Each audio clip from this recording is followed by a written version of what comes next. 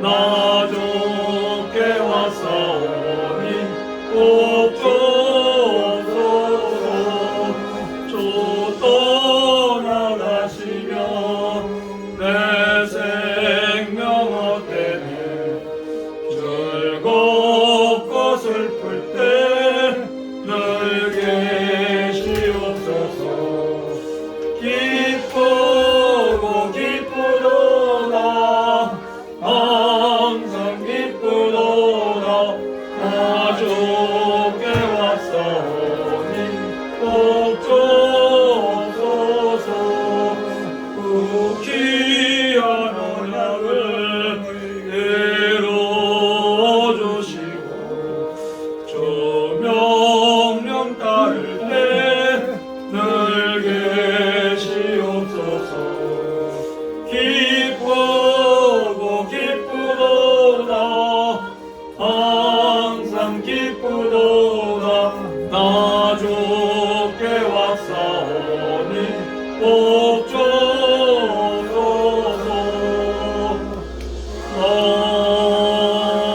아멘.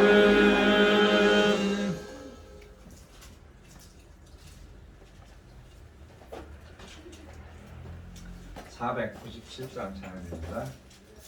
497장.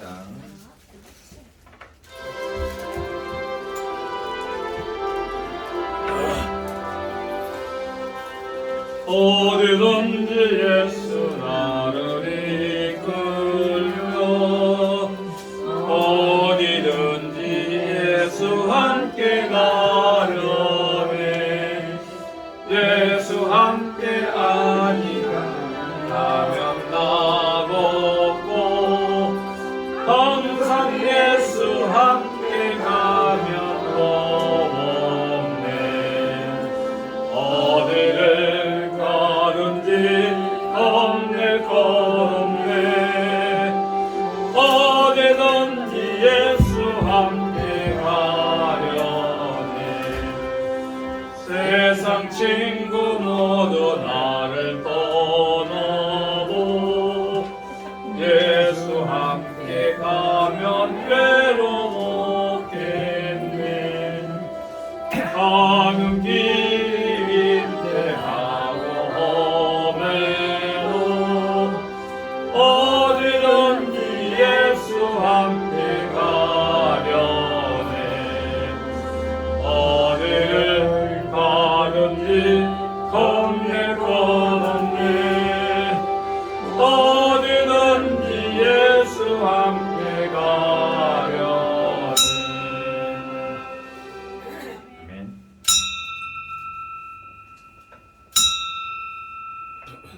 다 같이 묵상 기도 드리심으로 주일 오후 예배 하나님께 드립니다. 다 같이 묵도 드립니다.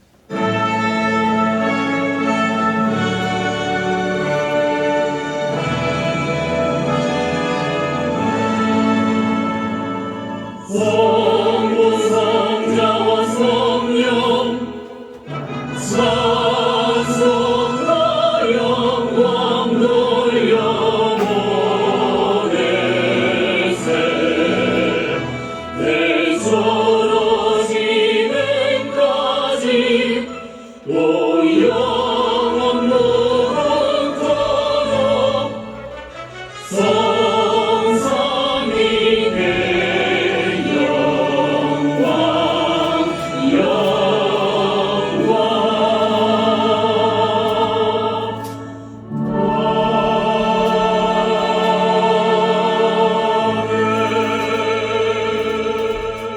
여호와는 선하시니 그 인자심이 영원하고 그 성실하심이 대대 미치리로다. 아멘. 다 같이 사도신경으로 신앙 고백 하나님께 드립니다.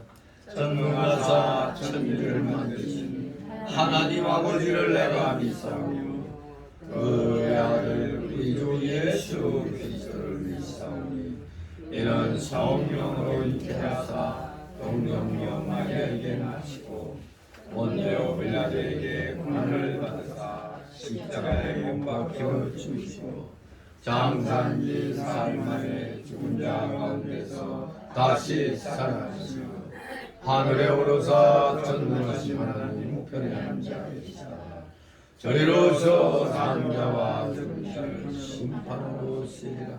성령을 믿사오며 거룩한 공예와 성도가 서로 교통하는 것과 죄를 사하여 주시는 것과 몸이 다시 사는 것과 영원히 사는 것을 믿사옵나이다.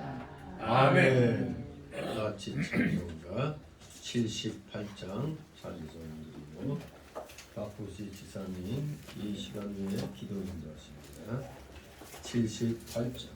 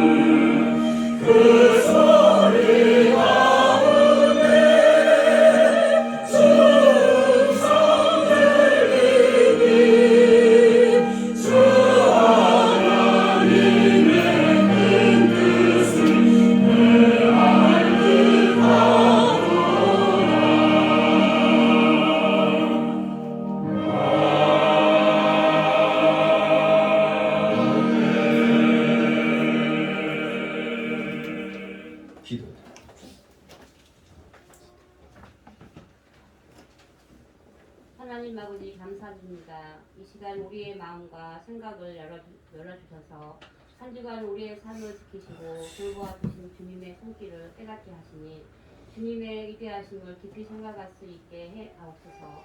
오늘 드려지는 예배를 통해 저희의 영의 맑은 생수로 강물이 넘쳐나게 하셔서 성령을 체험하는 복된 시간이 되게 하옵소서. 이번 한 주간도 주님의 은혜 아래 지냈지만 그 은혜를 잊고 저희의 생각과 거짓대로 살았음을 고백합니다. 저희의 부족함을 불쌍히 여기사 용서하여 주시옵소서.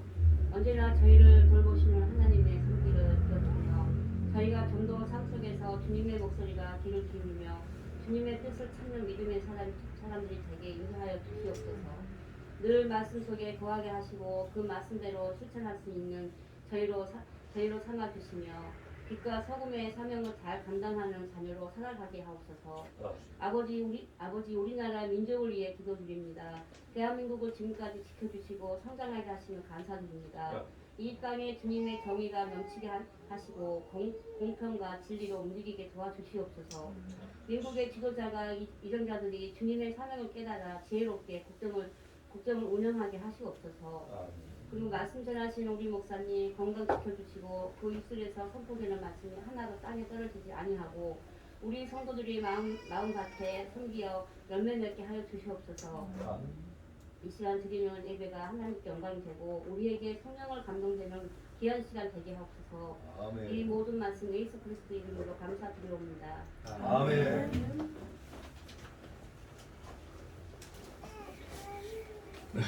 감사드립니다. 이 시간 함께 은혜 나눌 말씀은 에스겔서 37장 15절에서 28절까지의 말씀입니다. 오전에 이어서 바로 15절부터 22절까지 말씀 우리 교대로 들어갑니다. 에스겔서 37장 15절에서 28절까지 말씀 제가 먼저 있습니다. 15절 여호와의 말씀이 또 내게 임하여 가라사대 인자야 너는 막대기 하나를 취하여 그 위에 유다와 그 땅 이스라엘 자손이 하였고 또 다른 막대기 하나를 취하여 그 위에 에브라임 막대기 모세셋과 그 땅 이스라엘 모든 종족이 하였고 그 막대기들을 서로 연합하여 하나가 되게 하라.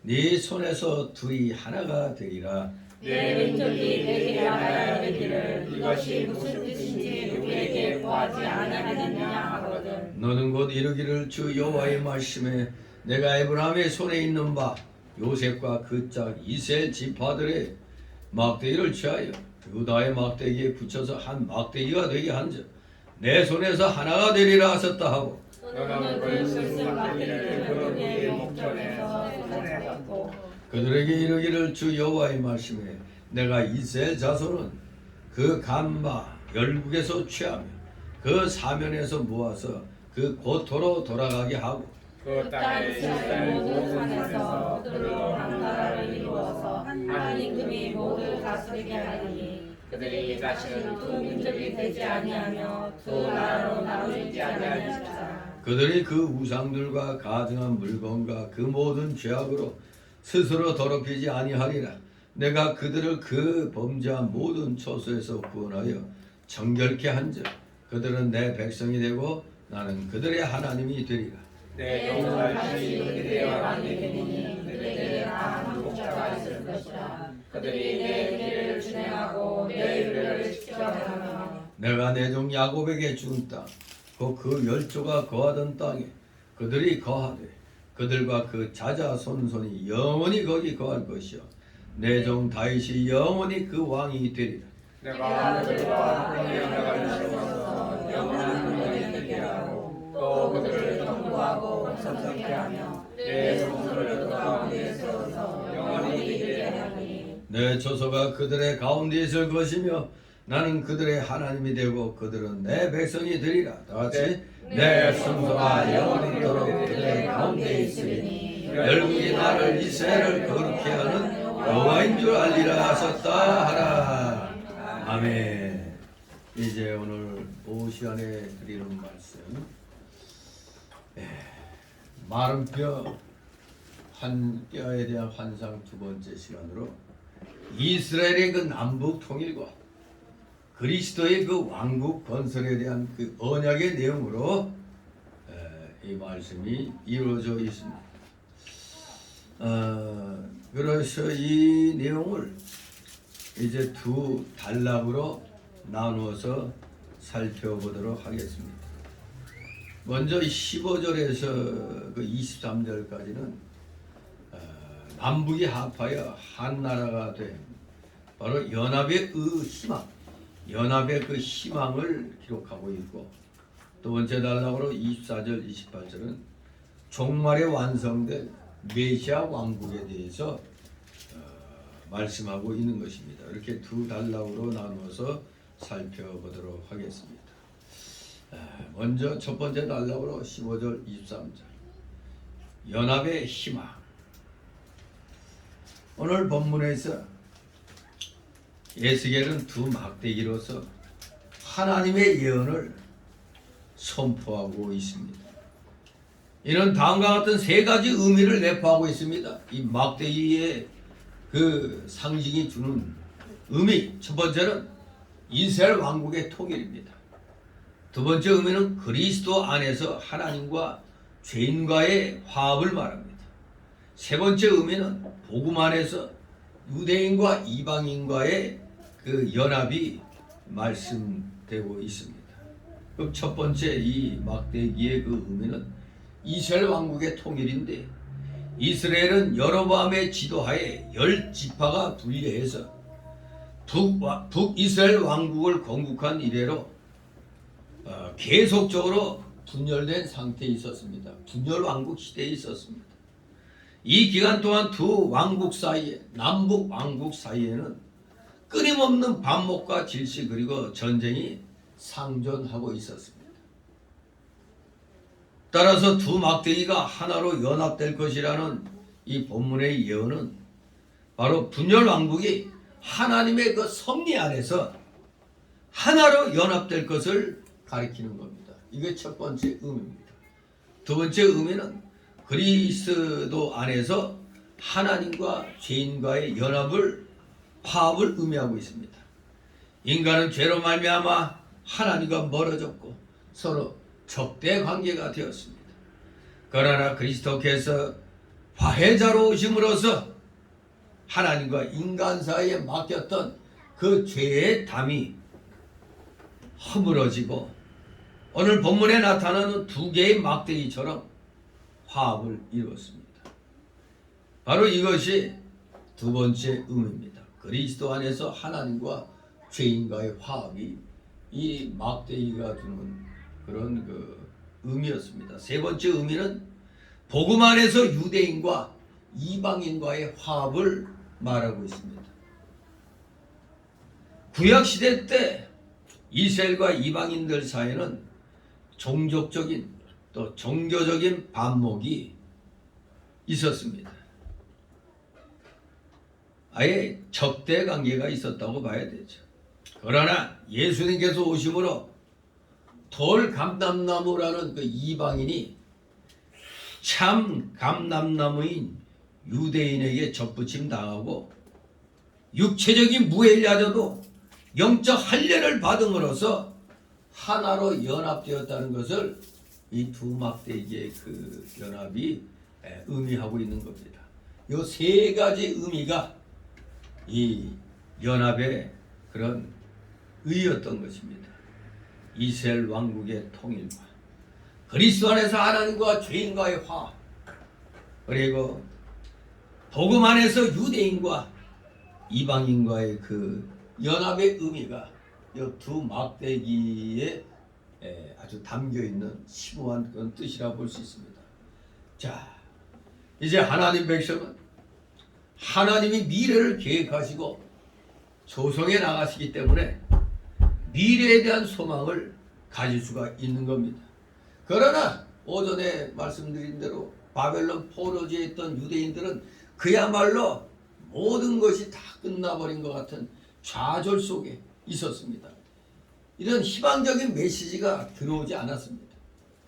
그래서 에스겔 선지자는 흩어져 있던 이스라엘 자손들이 21절에 보면 본국으로 모여들 것이며 또 다윗의 후손으로 오실 한 임금의 통치를 받게 될 것이라고 말하고 있습니다. 여기서 하나님은 새로운 왕에 의한 연합과 하나님께 대한 순종의 삶을 살게 될 것을 약속하십니다. 이 같은 약속은 하나님이 그들과 함께하여 주심을 보여주는 겁니다. 여기 이 에스겔 선지자의 미래적 소망의 예언이 바로 오늘날 신약 시대에 성취되기 시작한 겁니다. 그래서 오늘날 신약의 성도들은 전적으로 하나님께 헌신하는 그러한 거룩한 백성이 될 것임을 말씀하는 겁니다. 그들의 거룩함은 창세기 12장 1절 3절에 하나님께서 아브라함에게 주신 그 약속의 말씀에 대한 성취로서 만민에게 보일 것입니다. 이처럼 거룩한 백성을 창조하고 있는 하나님의 사역은 지금도 여전히 앞으로도 계속되며 계속될 것입니다. 다시 15절 17절 있습니다. 여호와의 말씀이 또 내게 임하여 가라사대 인자야 너는 막대기 하나를 취하여 그 위에 유다와 그자 이스라엘 자손이라 쓰고 또 다른 막대기 하나를 취하여 그 위에 에브라임의 막대기 요셉과 그 짝 이스라엘 온 족속이라 쓰고 그 막대기들을 서로 연합하여 하나가 되게 하라. 예 손에서 둘이 하나가 되리라. 아멘. 이제 막대기 둘을 합해가지고 둘을 취해가지고 먼저 한 막대기에는 유다와 그 짝 이스라엘 자손이라 쓰고 또 다른 막대기에는 에브라임 그 요셉과 그 짝 이스라엘 온 족속이라고 쓰라고 하였습니다. 이것은 남유다와 북이스라엘이 앞으로 하나님의 능력으로 한 나라가 될 것을 가리키는 겁니다. 즉 이스라엘 왕국의 통일을 가리키는 겁니다. 유다와 그 짝 이스라엘 자손 남유다. 남유다는 바로 유다 지파와 베냐민 지파가 합하여 이루어졌고 유다 지파가 바로 그 남유다의 대표 지파죠. 그 짝 이스라엘 자손은 바로 베냐민 지파를 가리키는 겁니다. 두 번째 막대기로 이제 에브라임의 막대기, 그 요셉과 그 짝 이스라엘 온 족속 북이스라엘, 북이스라엘이죠. 북이스라엘은 어느 지파가 대표 지파입니까? 에브라임 지파죠. 에브라임 지파. 요셉은 에브라임과 므낫세의 아버지죠. 그래서 북이스라엘 대표 지파가 요셉의 아들 지파이기 때문에 이렇게 에브라임 지파가 이 대표 지파로 되어 있는 겁니다. 그리고 그 짝 이스라엘 온 족속은 에브라임 지파와 함께 북이스라엘을 건설한 아홉 지파를 가리키는 겁니다.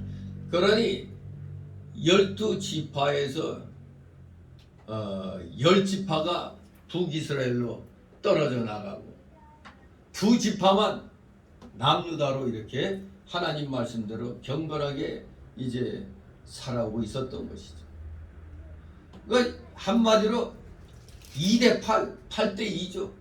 예수님이 좁은 길 가라 했을 때 좁고 협착해서 찾는 자가 적다고 그랬는데 과연 남북이 갈라질 때 보니까 남유다에 두 지파가 남고 나머지 8지파는 북이스라엘로 간 것입니다. 결국 그 결과가 어떻게 됐습니까? 8지파인 북이스라엘은 10지파인 북이스라엘은 그야말로 멸망하는 날까지 끊임없는 유혈 쿠데타, 우상 숭배로 점철되었잖아요. 그래서 결국 아수르에게 BC 711년에 12년에 멸망당했죠. 그리고 나서 한 100여 년이 흘러가지고 남유다도 멸망당했죠. 바벨론에게. 사실 100여 년 기간 동안 북이스라엘이 멸망한 이유에 대해서 너무나 잘 알고 나름대로 조심을 했을 텐데 또 시간이 1-2년도 아니고 20-30년도 아니고 100년이 넘게 지나가니까 또 다 싹 잊어버렸던 겁니다. 똑같이 북이스라엘이 멸망한 그 길을 밟다가 결국에는 이렇게 멸망해가지고 바벨론으로 지금 포로로 끌려가 있었던 겁니다. 참으로 남북으로 갈라져서 시기의 차이는 있지만 결국 둘 다 멸망당했다는 사실을 우리가 잊어서는 아니 되겠습니다. 정말로 여기 남유다와 북이스라엘 결국 당하니까 하나님의 진노를 사서 망하고 나니까 그때서야 이제 정신 차리기 시작하는데 그때는 사실 때는 늦습니다. 이제는 하나님께서 그동안 말씀만 펴었던 이들에 대한 진노의 그 징계의 기간이 흘러야만 이제 원위치로 이제 돌아오게 되는 겁니다. 세상에서 복도 고진감래란 말이 있죠. 온갖 고생 끝에 복이 온다고 했는데 우리 기독교도 마찬가지입니다. 성경 말씀에 로마서 8장 18절에 생각건대 현재의 고난은 장차 받을 영광과 좋게 비교할 수 없다고 그랬어요. 아무튼 어떤 결과가 이루어지기까지는 그만한 그런 또 세월이 필요로 하는 겁니다. 더구나 하나님의 진노를 사서 멸망당했을 때는 그것이 다시 회복되기까지는 아주 엄청난 그런 대가를 치러야 되는 것이죠. 다같이 18절 19절 있습니다. 네 민족이 네게 말하여 이르기를 이것이 무슨 뜻인지 우리에게 고하지 아니하겠느냐 하거든 너는 곧 이르기를 주 여호와의 말씀에 내가 에브라임의 손에 있는 바 요셉과 그 짝 이스라엘 지파들의 막대기를 취하여 유다의 막대기에 붙여서 한 막대기가 되게 하였은즉 내 손에서 하나가 되리라 하셨다고. 아멘.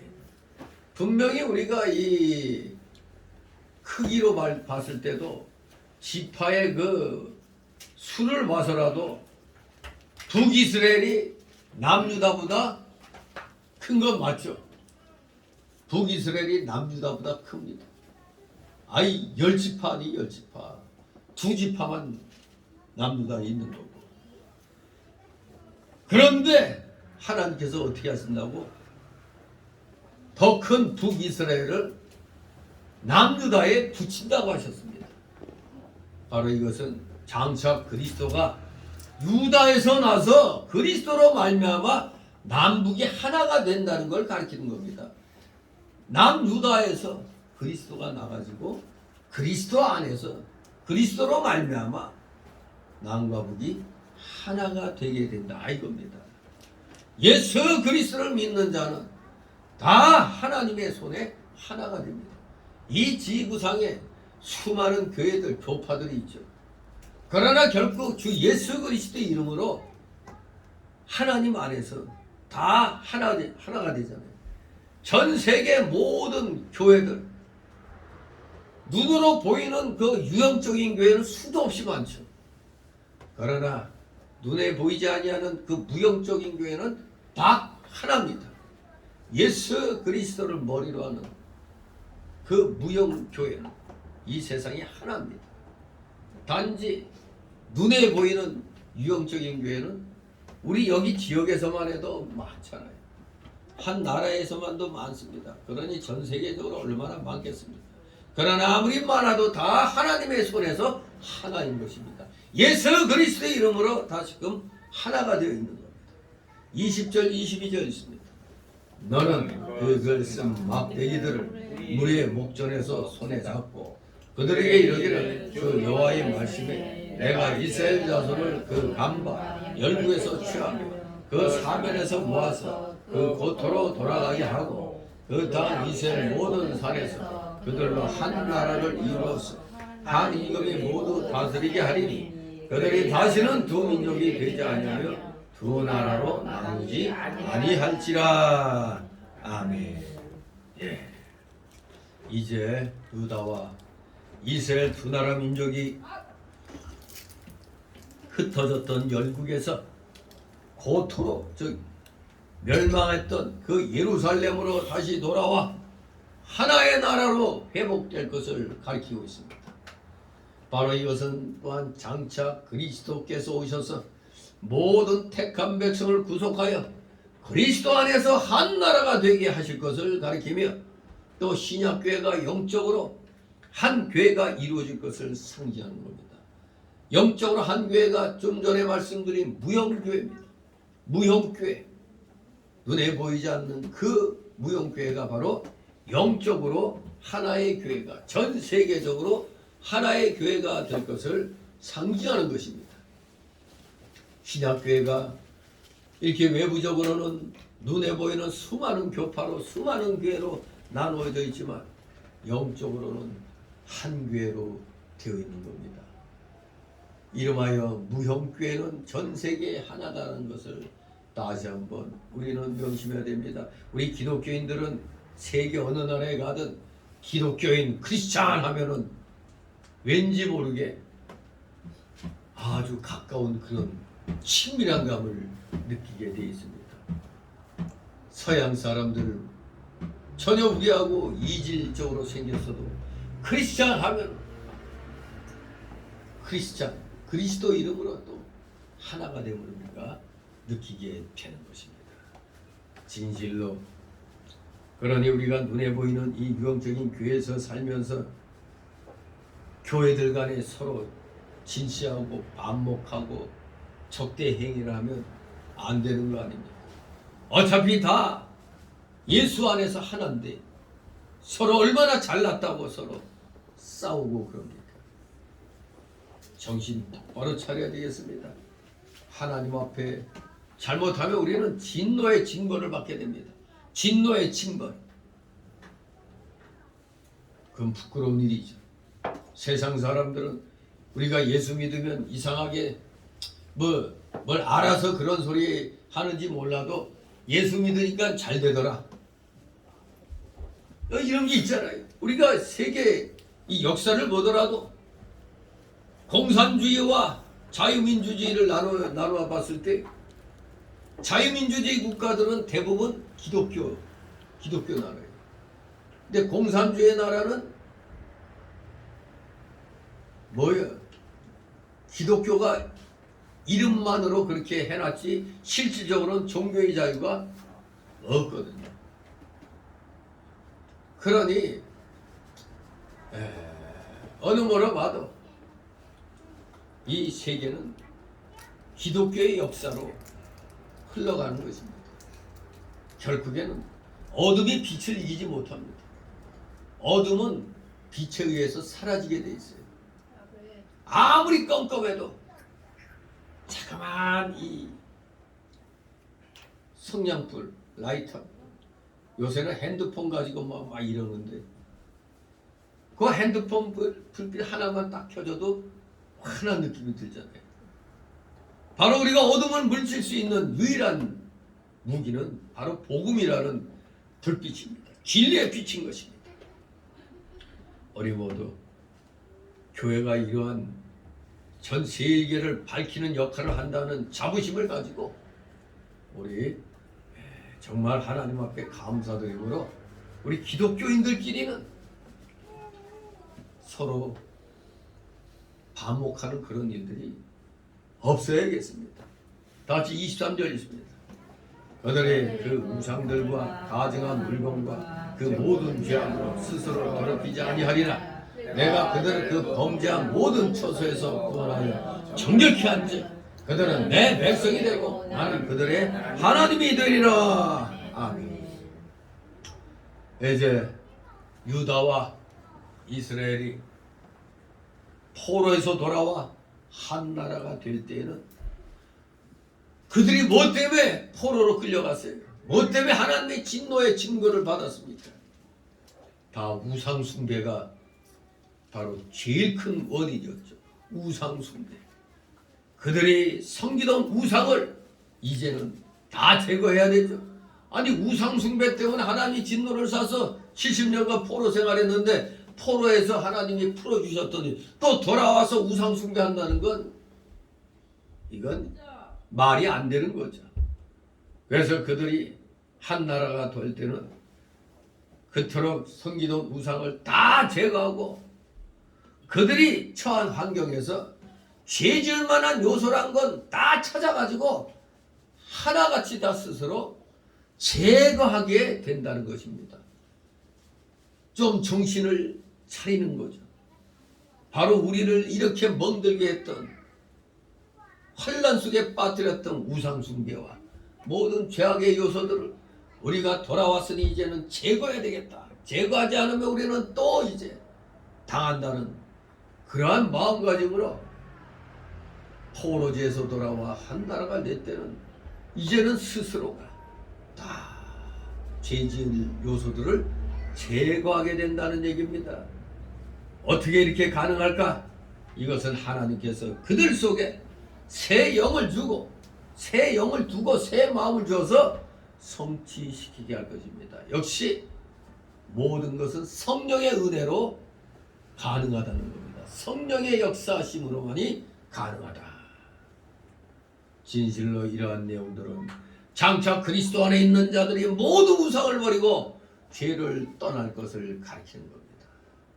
아무튼 예수 믿고 구원받은 자들은 일단 표면적으로는 다 죄를 떠나 있는 겁니다. 물론 여기서 믿음의 차이가 있는 것이죠. 천층 만층 구만층의 이 믿음의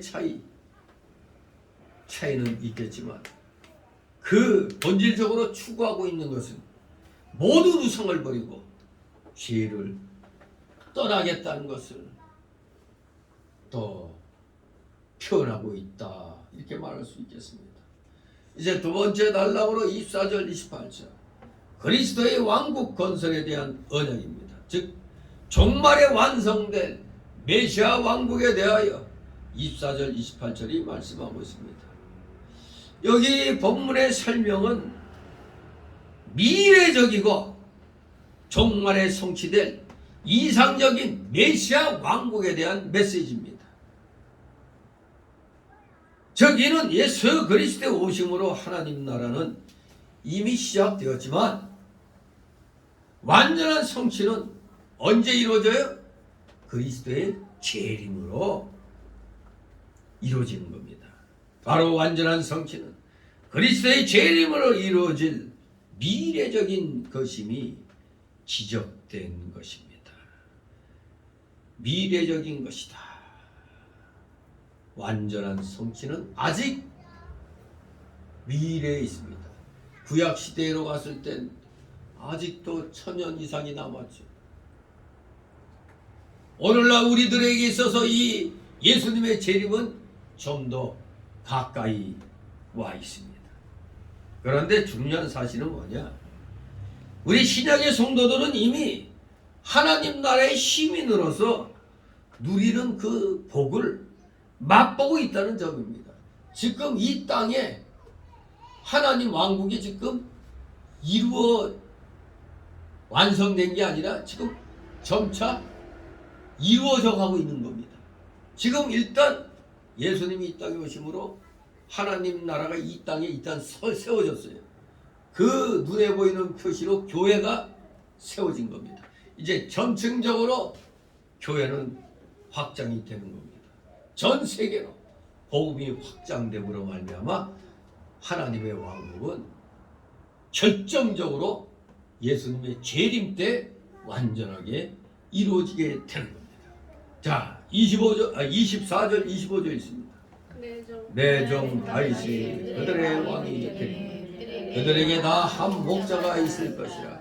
그들이 내 규례를 준행하고 내 율례를 지켜 행하며 내가 내 종 야곱에게 준 땅 곧 그 열조가 거하던 땅에 그들이 거하되 그들과 그 자자 손손이 영원히 거기 거할 것이요 내 종 다윗이 영원히 그 왕이 되리라. 아멘. 예. 내 종 다윗이 그들의 왕이 되리니 내 종 다윗이 그들의 왕이 되리니. 에스겔은 이 왕이란 명칭을 미래에 나타날 다윗과 같은 지도자를 가리키는데 주로 사용하고 있습니다. 7장 27절, 12장 10절에서도 사용했습니다. 그리고 그 왕권의 영원성을 언급함으로써 그 왕이 그저 단순한 다윗 계열의 인간적인 왕이 아니라 하나님께로부터 오는 초자연적인 왕이며 공의와 평화를 실현할 메시아적 인물임을 지금 예언하고 있는 겁니다. 다윗이 그들의 왕이 되리니 바로 그리스도께서 다윗의 자손 중에 오셔서 왕이 될 것을 예언하는 말씀이지만 이 예수 그리스도는 인간적인 왕이 아닙니다. 하나님께로부터 오는 초자연적인 왕이며 공의와 평화를 실현할 메시아적인 인물인 것입니다. 진실로 이 시대 때 그리스도께서 만백성의 왕이 될 것을 지금 예언하고 있는 것입니다. 그리스도가 영적 이스라엘의 왕이 되시고 목자가 되셔서 그들로 하여금 하나님의 계명을 잘 지켜 행하고 하나님의 법도대로 하나님을 잘 섬길 수 있도록 인도해 주실 것을 가리키는 겁니다. 오늘날 그리스도가 모든 성도의 왕이 되어 통치하시고 목자가 되어 우리를 푸른 풀밭과 생명수 강가로 인도해 주시는 겁니다. 오늘날에는 하나님이 세우신 목회자들을 통해서 말씀의 꼴을, 말씀의 영양가를 이렇게 먹여주면서 쉴만한 물가로 성도들을 인도하고 있는 것입니다. 다같이 26절 28절 내가 그들과 화평의 언약을 세워서 영원한 언약이 되게 하고 또 그들을 견고하고 번성케 하며 내 성소를 그 가운데 세워서 영원히 이르게 하리니 내 처소가 그들의 가운데 있을 것이며 나는 그들의 하나님이 되고 그들은 내 백성이 되리라. 내 성소가 영원토록 그들의 가운데 있으리니 열국이 나를 이스라엘을 거룩히 하는 여호와인 줄 알리라 하셨다. 아멘. 예. 여호와께서 이스라엘에게 화평의 언약을 세워서 견고케 하고 번성케 하며 그들 가운데 성소를 세워서 영원히 그들 가운데 거하시겠다고 하셨습니다. 내 성소를 그 가운데 세워서 그 26절의 그 말씀 내 성소를 그 가운데 세운다. 회복된 백성 가운데 세워지는 성소는 이러한 의미를 갖고 있음을 알아야 되겠습니다. 어떤 의미냐? 첫째, 하나님께서 자기 백성을 선택하신 것에 대한 보증, 그런 의미가 있습니다. 하나님께서 자기 백성을 선택하신 것에 대한 보증이 내 성소를 그 가운데 세워서라는 이런 말씀 가운데 첫 번째 의미가 바로 이겁니다. 보증입니다. 하나님께서 자기 백성을 선택하신 것에 대한 보증. 두 번째 의미는 뭐냐? 이스라엘에 있어서 하나님에 대한 예배 제도가 외적으로 확립된 것을 의미합니다. 이스라엘에 있어서 하나님에 대한 예배 제도가 외적으로 확립됐다. 이것이 바로 회복된 백성 가운데 세워지는 그 성소의 두 번째 의미입니다. 세 번째 의미는 뭐냐? 이스라엘이 제사장의 나라로서 이방 민족을 구원할 것이라는 얘기입니다. 진실로 하나님께서 이스라엘에게 화평의 언약을 세워서 견고케 하고 번성케 하며 그들 가운데 이렇게 성소를 세워서 영원히 그들 가운데 거하시겠다고 하셨습니다. 바로 이것이 그리스도가 오셔서 믿는 성도에게 화평자 영원한 구원을 주실 것을 말하는 것입니다. 화평의 언약, 영원한 언약을 세우신다는 얘기입니다. 이것은 궁극적으로 실현될 하나님 나라의 모습이라 할 수 있는데, 이 천국의 본질은 그 외적인 치장의 광위에 있는 것이 아니라 임마누엘 약속에 있는 겁니다. 외적으로 번쩍번쩍하는 그런 광위에 있는 게 아니라 임마누엘 약속이 있습니다. 영원히 함께 하시리라. 하나님이 우리와 함께 하신다. God is with us. 우리와 함께 하신다. 임마누엘. 그 약속에 천국의 본질이 있는 겁니다. 그리스도에게 있어서 하나님과 동거하는 것보다 더 큰 행복과 기쁨은 없는 것입니다. 화평의 언약, 영원한 언약. 역사적으로는 바로 여기 이스라엘 백성들을 통해서 이루어졌죠. 이스라엘이 가나안 땅으로 돌아올 것. 그리고 예언적으로는 그리스도로 말미암아 구원받은 성도에게 영적 화평과 신령한 세계와 천년 왕국과 하늘나라를 유업으로 주실 것을 가리키는 것입니다. 화평의 언약, 영원한 언약. 우리에게는 예수 그리스도의 재림과 함께 천년 왕국에 대한 그 약속이 있는 것입니다. 그리고 그 후에 영원무궁 천국, 영원무궁의 하나님 나라에서 우리는 그야말로 하나님을 찬양하며 하나님을 섬기면서 영원토록 우리는 영생 복락을 맛보게 되는 겁니다. 하나님께서 우리 성도들을 바로 그러한 세계에서 살게 해주고 또 영적 성소를 발견해서 거기서 하나님과 사귀면서 안식을 누리게 해 주셨습니다. 진실로 그때에서야 이방 사람들도 여호와는 이스라엘을 거룩하게 하시는 하나님이시구나 하는 것을 분명히 알게 될 것입니다.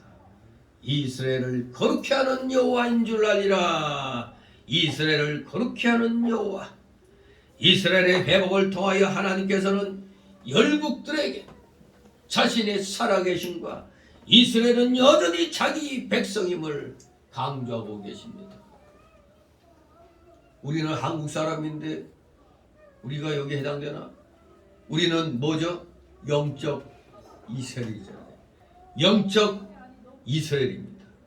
우리에게도 동일하게 하나님께서 이렇게 자기 백성임을 우리에게도 동일하게 강조하고 계시는 겁니다. 진실로 오늘날에는 이 세상이 살기 좋다고 생각해서 그런가 전 세계적으로 천연왕국도 그건 그냥 상징이지 그건 없다. 무천년. 그래서 무천년설이 지금 대세처럼 또 되어가고 있어요. 우리 대한민국은 역사적 전천년주의였는데 이제 또 많은 교파들이 또 무천년 쪽으로 기울어지고 있어요. 그게 제일 뱃속 편해요. 머리 아프게 해석할 것도 없거든요. 그냥 다 이건 다 상징적인 거에 하면 되는데 아니 말씀이 상징적인 것이 있으면서 또 분명하게 가르쳐주고 있는 게 있는데 무조건 다 덮어놓고 상징적으로 돌리기에는 석연찮은 게 또 많이 있거든요. 정말 우리에게 있어서 천연왕국이 있는 건 좋은 건데 여러분 생각해보세요. 고생 직사시기 하다가 그냥 다 똑같이 천국 가느니 우리는 먼저 천국에 가서 맛을 천년 동안 그동안 고생한 거 보상받아야지. 그게 안 믿는 사람과의 그 구별된 거 아닙니까? 그리고 나서 영원 무궁척으로 옮겨져야 더 신나지. 아니 그냥 같이 똑같이 살다가 어느 날 뿅 하고 그냥 지역공적으로 갈라지면 재미없잖아요. 우리는 그동안 고생을 보상받을 것도 좀 필요한 것입니다. 그래서 역사적인 전천년주의가 우리에게 좀 더 은혜가 되는 겁니다. 이걸 믿든 역사적 전천년주의를 믿든 무천년주의를 믿든 후천년주의를 믿든 그거 가지고는 이단이니 뭐니 이런 소리 안 합니다. 아무튼 본인에게 좀 더 신앙에 도움이 되는 것을 생각하면은 저는 역사적 전천년주의가 좀 더 신앙에 도움이 된다고 보고 있습니다. 아무튼 중요한 건 하나님께서 이렇게 우리에게 영적 화평과 그리고 우리가 지금 눈에 보이는 이런 세계에 살고 있지만 우리에게는 또 영적인 신령한 그런 세계의 그 안식을 주셨잖아요. 참된 평강. 그리고 나서 확실하게 우리가 또 누리는 육신을 함께 가지고 누리는 천연왕국의 그 삶. 그리고 나서 영원무궁 천국. 그것을 바로 여기서 얘기하는 겁니다. 화평의 언약, 영원한 언약. 이러니 우리가 하나님 앞에 감사드림으로 우리는 살지 않을 수가 없는 겁니다. 이것만 생각하면은 저절로 이 기분이 업되고 우리가 이 땅에서 사는 것에 대한 보람을 느낄 텐데 어떻게 기독교 이 믿음 생활 하면서도 현실적으로 모든 게 너무 어렵다 보니까 이 기독교인 가운데서도 이 진정 기독교인이라고 해야 되는가 안 해야 되는가 우울증에 빠진 사람들도 꽤 많죠. 근데 우리가 이론적으로 보면은 예수 믿고 구원받고 말씀에 합당한 삶을 살면은 사실 우울증에 걸릴 수가 없거든요. 근데 의외로 우울증에 걸려가지고 고민하는 사람들이 많다고 얘기를 해요. 심지어 그러다 자살하는 사람도 있어요. 과연 내가 정말로 하나님의 언약의 말씀에 의하여 내가 확신을 갖고 있다면은 사실 절대 우울증에 걸릴 수가 없어요. 괴로워요. 물론 세상의 일이 안 돌아가고 괴로울 땐 정말 그냥 죽고 싶을 정도로 괴롭죠. 하지만 우리에겐 이것은 이 또한 지나가리라. 지나가는 과정이지 그것은 우리 게 아닙니다. 그건 잠시 우리가 더 연단받는 한 과정일 뿐 우리에겐 화평의 언약, 평화의 언약, 영원한 언약이 우리에게 예비되어 있잖아요. 그러니 뭔가 믿음 생활하다가 자꾸 의기소침해지고 뭔가 자꾸 그냥 뭐 세상에 대한 불평불만이 나오고 세상에 대해서 싫어진다 이런 건 사실 믿음의 적신호입니다. 빨리 회개해야 돼.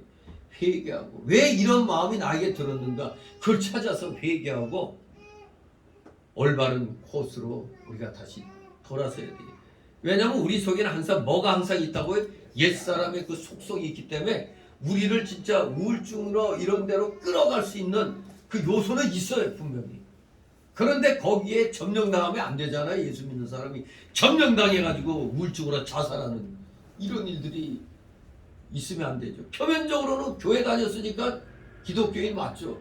그런데 하나님 편에서 볼 땐 그 진짜 기독교인이라 할 수 있느냐 이겁니다. 성령이 내 속에 거하시는데 내 스스로 성령이 거하는 내 몸 이게 진짜 성전이잖아요. 기독교인들은 자기 몸이 성전이에요. 근데 이걸 파괴한다? 이건 성경의 원리와 맞지 않잖아요. 그러니 괜히 무슨 그 목사라고 그냥 뭐 무슨 그런 거 없다 그런 말 함부로 하지 말라고 막 이런 사람들도 많은데 분명히 성경적으로는 우울증이라는 것이 우리 옛사람의 속성에 의해서 생겨날 수가 있지만 그것을 거듭난 새 사람의 영이 그걸 깨부셔야 되는 겁니다. 내쫓아야 되는 거예요. 걸릴락 말락 할 수는 있어요. 사람이니까 걸릴락 말락 할 수 있지만 거기에 빠질 수는 없습니다. 왜? 거듭난 내 영이 성령의 감동에 의해서 이것을 쳐내기 때문에 걸릴까 말까까지는 있을 수 있으나 걸릴 수는 없다 이겁니다. 그러면 패배자 아닙니까? 중생하지 못한 증거입니다. 그게 중생했다면은 걸릴까 말까 하면서 물리쳐 나가는 겁니다. 진짜 중생했으면 절대 걸려서는 아니 되고 걸려서도 안 되는 겁니다. 왜? 화평의 언약, 영원한 언약을 우리에게 유업으로 주셨잖아요. 영생무궁의 천국이 우리에게 보장되어 있는데 우리가 왜 현실 속에 잠시 잠깐 인생은 길어야 100년이라고 그러는데 영원무궁 천국은 영원하잖아요. 영원하잖아. 그 영원한 시간 개념의 이 인생의 80년, 100년은 보이지도 않아요. 점에 속하지도 않는 겁니다. 그러니 우리 모두 최선을 다해서 하나님께서 베풀어 주신 이 중생의 이 구원의 은혜를 생각하면서 우리 속에 내재되어 있던 그 잘못된 것들을 빨리 다 털어내버리고 철저히 회개해서 하나님 앞에 정말로 거룩한 이 중생한 영으로서 우리가 올바른 자세를 갖추고 우리 성도들 간에 서로 격려해주고 위로해주고 서로 소망을 주면서 우리 이 정말 이 세상 사람들 말로는 한마는 세상이 되겠죠. 이 한마는 세상 우리는 기쁨으로 즐거움으로 이겨나가는 진실된 믿음의 일꾼들 복음의 자녀들 되시기를 주님의 이름으로 축원합니다. 기도합니다.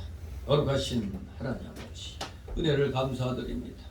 잠시 잠깐 우리가 하나님 앞에 죄를 지음으로 말미암아 징계를 받는 것은 분명하나 우리가 그것을 즉시 회개하고 돌이키면 하나님께서는 반드시 화평의 언약으로, 이 영원한 언약으로 우리에게 유업을 주신 것을, 천국을 유업으로 주신 것을 다시 한번 확신케 하여 주심으로 우리는 이 세상의 모든 죄악으로부터 우리는 벗어날 수 있으리라 믿습니다. 아직도 우리 속에 많이 남아있는 옛사람의 속성 때문에 우리가 갈등을 합니다.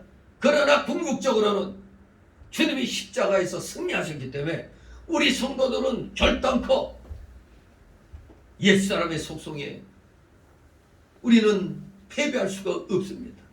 반드시 우리 모두 떨치고 일어나 중생한 영으로서 성숙된 중생한 영으로 우리 모두 하나님이 기뻐하시는 온전한 믿음의 그 길을 향하여 날마다 시간마다 나아가는 진실된 복음의 일꾼들, 하나님의 자녀들 다 되게 하여 주시옵소서. 감사드리며 예수 그리스도의 이름으로 기도드리옵나이다. 아멘.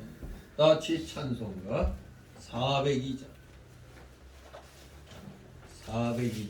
찬송입니다. 신나는 행군나팔로 우리 나가도록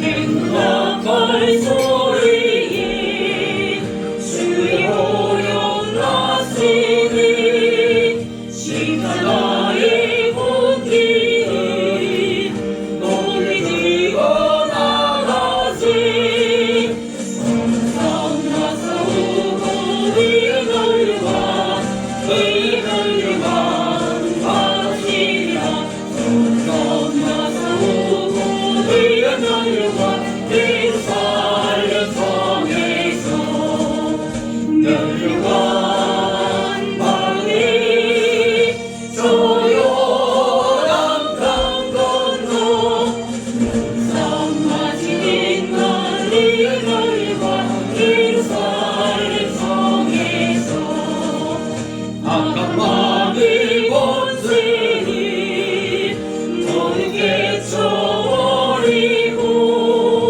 승리하신 주님과 승한가를 부르시